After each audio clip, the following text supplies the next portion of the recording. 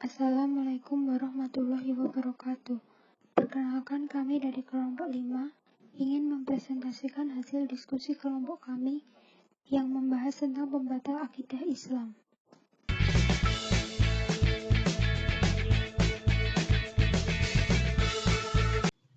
Akidah pembatal keislaman. 1. Syirik dalam beribadah. Kita tidak boleh menunjukkan atau menyertakan ibadah kita kepada selain Allah Subhanahu wa Ta'ala. Apabila kita menunjukkan ibadah kepada selain Allah, maka batalah keislaman kita karena telah berbuat syirik. Dan ketahuilah bahwa syirik adalah dosa yang tidak diampuni oleh Allah Subhanahu wa Ta'ala. Contoh, sujud kepada selain Allah seperti menyembah kuburan para wali, dan juga sedekah yang niatnya ditujukan kepada selain Allah. 2. Murtad dari Islam. Masuk dan memeluk agama Yahudi, Nasrani, Majusi, komunisme, dan yang lainnya.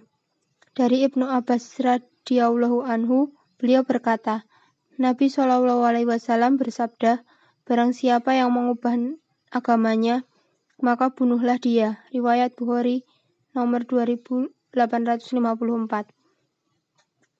Dari Abdullah bin Mas'ud radhiyallahu anhu, beliau berkata, Rasulullah SAW bersabda, tidak halal menumpahkan darah seorang muslim yang bersaksi bahwa tidak ada yang berhak diibadahi dengan benar kecuali Allah, dan bersaksi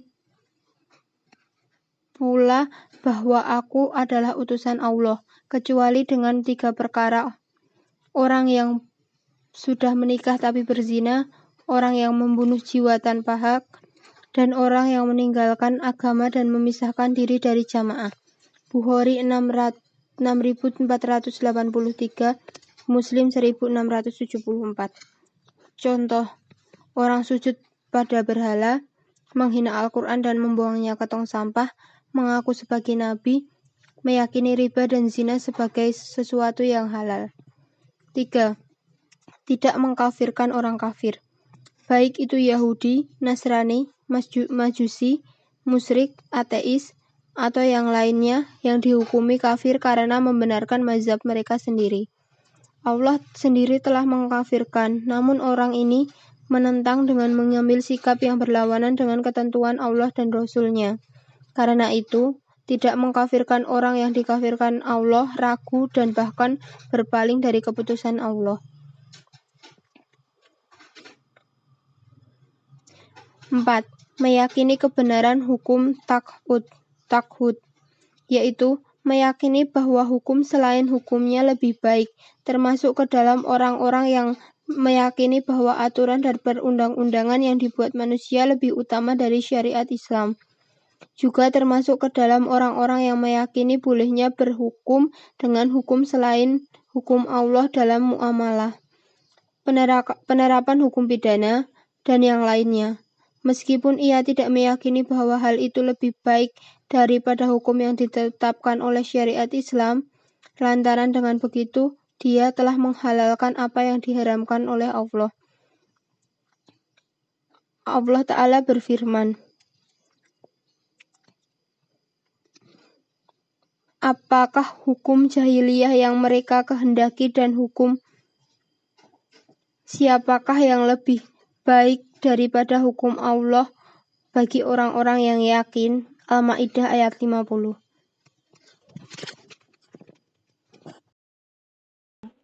Membenci apa yang dibawa oleh Rasulullah SAW. Kendati dia tetap mengamalkannya, maka orang ini dihukumi kafir, yaitu orang yang marah, murka, atau benci terhadap apa yang dibawa oleh Rasulullah SAW. Walaupun ia melakukannya, maka ia telah kafir. Allah Subhanahu wa Ta'ala berfirman dalam Muhammad ayat 8-9 yang artinya, dan orang-orang yang kafir, maka kecelakaanlah bagi mereka, dan Allah menghapus amal-amal mereka. Yang demikian itu adalah karena sesungguhnya mereka benci kepada apa yang diturunkan Allah atau Al-Quran, lalu Allah menghapusnya atau pahala-pahala amal-amal mereka. 6. Mengolok-olok agama. Termasuk orang-orang yang berolah Allah atau Rasulnya, Al-Quran, agama, Islam, malaikat, dan para ulama, yakni ilmu yang dihasung ulama tersebut, atau memperolok-olok salah satu syiar Islam seperti sholat, zakat, puasa, haji, tawaf di Ka'bah, wukuf di Arafah, masjid, azan, jenggot, sunah-sunah Nabi, dan lain-lain, dan syiar-syiar Allah dan kesucian Islam, maka orang yang semacam ini dihukumi kafir. Allah Ta'ala berfirman, artinya, katakanlah, apa dengan Allah, ayat-ayatnya, dan Rasulnya kamu selalu berolok-olok? Tidak usah kamu minta maaf, karena kamu kafir sesudah beriman. Jika kami memaafkan kesegolongan dari kamu atau lantaran mereka taubat, niscaya kami akan mengazab golongan atau yang lain disebabkan mereka adalah orang-orang yang selalu berbuat dosa. At-Taubah ayat 65-66. Sihir, yaitu melakukan praktek-praktek sihir, termasuk di dalamnya asyarfu dan al-atfu. Asyarfu adalah perbuatan sihir yang dimaksudkan dengannya untuk merubah keadaan seseorang dari apa yang dicintainya, seperti memalingkan kecintaan seorang suami terhadap istrinya menjadi kebencian terhadapnya.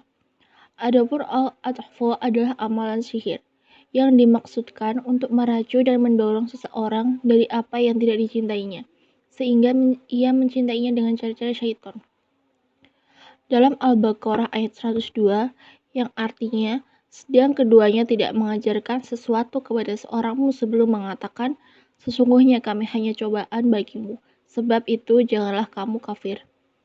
Dari Abdullah bin Mas'ud radhiyallahu anhu, ia berkata, Rasulullah Shallallahu alaihi wasallam bersabda, sesungguhnya jampi, jimpat, dan tiwalah atau pelet adalah perbuatan syirik. 8. Menolong orang kafir untuk memerangi kaum muslimin. Membantu orang kafir dalam memerangi kaum muslimin adalah salah satu tabiat orang munafik. Ia merupakan bagian dari cabang kemunafikan yang selalu muncul untuk menyerang Islam. Allah Ta'ala telah menjelaskannya dalam berbagai macam nas Al-Quran. Di antaranya terdapat pada Quran Surat An-Nisa ayat 138-139, Surat Al-Ma'idah ayat 52. Allah menegaskan bahwa orang yang mengangkat orang kafir sebagai wali, maka dia termasuk dari golongan mereka. Terdapat pada Surat Al-Ma'idah ayat 51. Membantu orang kafir dalam rangka memerangi kaum muslimin merupakan amalan yang dapat membantalkan keimanan. Terdapat pada Surat Al-Ma'idah ayat 80-81. 9. Meyakini bolehnya keluar dari syariat Allah. Orang yang meyakini bahwa ada manusia yang boleh keluar dari syariat Allah sebagaimana bolehnya Khidir keluar dari syariat Nabi Musa alaihi salam, maka orang yang semacam itu perlu dihakimi kafir.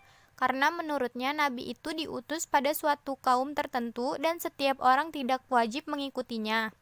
Adapun Nabi kita Nabi Muhammad SAW diutus kepada seluruh umat manusia, sehingga tidak dihalalkan bagi siapapun untuk menyelisihi beliau ataupun keluar dari syariat beliau.